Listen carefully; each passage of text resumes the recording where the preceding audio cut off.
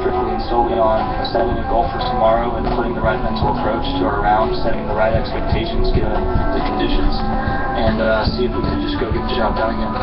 There you go. That's Jordan Spieth, who's 1 back right now, 11 under the leaders, 12 under, 3 tied for the lead. Jason Day, Louis Oosthuizen, that's say his name, and an amateur named Paul Dunn, an Irish dude. Just to show you how freaky golf can be. How when you got it, you got it. Sometimes you play out of your mind. And a great stat that George brought up this morning. He's the 80th ranked amateur. Amateur, not golfer. Amateur. Right. He's in the lead at the Open Championship, so you can imagine what's in his shorts this morning. I like his chances. He's going to seal the deal at 22 on that stage. 22, he's 12 under, he blows up for a 66 in his third round, and anyway, he's the top leaderboard with 3 other guys in with striking distance again. A bunch of other names. You got Sergio Garcia, Justin Rose, Zach Johnson, everybody at 9 under. And I like the chances you just heard. Jordan Spieth, who may be the best putter in the world outside of 4 feet, who doesn't hit it as long as everybody, but he is deadly accurate, and this course is soft, and it has rained and will rain today, so expect some lower numbers again. Not so windy as well, but it is on now, and I believe your leaders are not up until 9:30 joining us. Time for an open update with our friends. Tenant Company's Open Championship update. Here's Fred Scotty. Hey, Guns, were you really pissed off on Saturday the thing got rained out? I wanted to watch some golf, man. What's going on? I can't have this rain. I mean, I know it's the UK. Yeah, it tends to happen over there, but I wanted to watch golf. I was thinking about the hardcore golf fans like you or like other dads that were upset that Saturday they had it all planned out. They were going to watch the British Open, and did you see how windy it was? Extremely. They couldn't put a ball down on the green without it blowing, not just a couple of, like, away. And some guys lost strokes because you're supposed to go mark your ball. Yeah. And some guys didn't mark their ball, and they just kept blowing farther and farther away from the hole. I saw this interview with Jason Day. He goes, it's everything that you have to go against everything you know. You want to go left to right, and you have to aim the ball, you know, significantly away from the hole because of the wind. Yeah, you just hit it towards the wind and hope the wind brings it back towards the hole, which is crazy.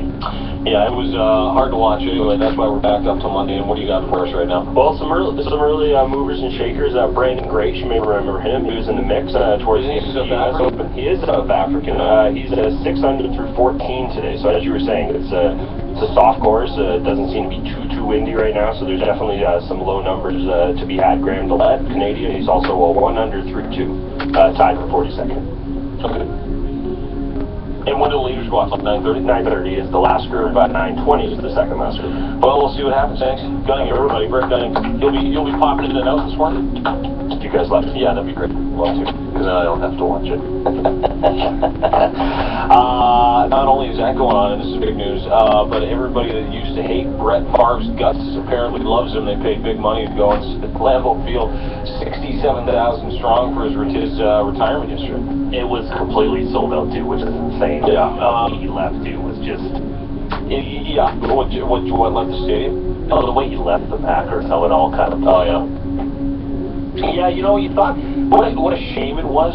You know, him basically kind of giving the Packers a deep six, but the Packers deep sixed him too. They were ready to move on with Aaron Rodgers, and rightfully so. And you know, there's no good way to do that. In hindsight, it was a really good decision by the Packers to go with the best quarterback in the NFL. And how is that guy taken so late in the first round? No idea. It's one of those things that happens. Anyway, this is Brett Favre yesterday after 6, like I said, almost 70,000 people at Packers. At Lambeau Field went nuts for the guy as he retired. His number 4 will no longer be used as well it shouldn't in the Green Bay organization after 16 years there. Here's Brett Favre after the actual ceremony. If there was any doubts whatsoever when the tickets went on sale for this event, in an hour and a half, 67,000 tickets were sold.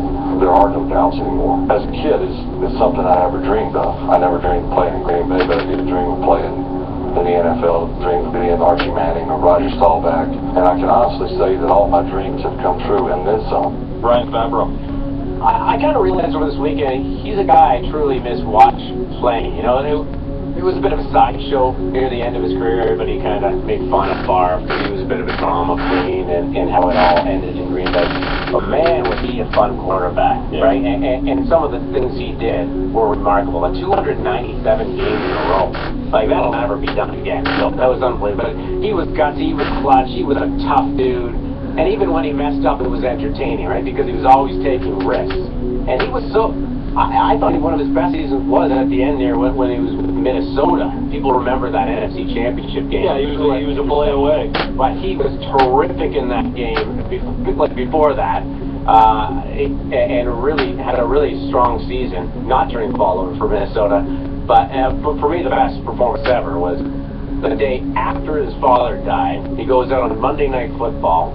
It was 4 touchdowns against Oakland when they were an embarrassment. In the first half, 4 touchdowns the day in the first half after your dad passes away. Even the black hole, all those crazy people with their face painting, I'll give him a standing oath. But he was a hell of a player that I miss watching. Even as a Niners fan, I hated the Packers in the 90s because they had a 49ers number. But the Packers' highest winning percentage in football since 1992, and a lot of that's Favre's work with 16 seasons there and a 645 winning percentage as a Packer over 16 seasons. This guy was remarkable. Surprising he didn't win more. Looked like he was going to win 2 Super Bowls in a row, but lost to John Elway, who finally got his first ring back there in '97. But a guy we miss, and you know, it was a neat weekend. It's nice to see him celebrated when people kind of when you think of Brett Favre, you think of drama. People make fun of him at the end of his career, but he Multiple retirements. Yeah, but you know what, you're right, and it's nice. Pics of his, you know what, Jen Sturger. Yeah. Who, you know, when you look at her, you go, don't blame him. It's like a younger version of his wife. That's what Jen Sturger looks like. Exactly like his wife. Anyway, remember for all the good things, and loved as a Packer, so he goes out the right way, which is nice. He always wanted to. George's news coming up in a minute. Dean, another PR mess for Donald Trump over the weekend. Coming up, Sportsnet 590 The Fan. Montel and Company. Sportsnet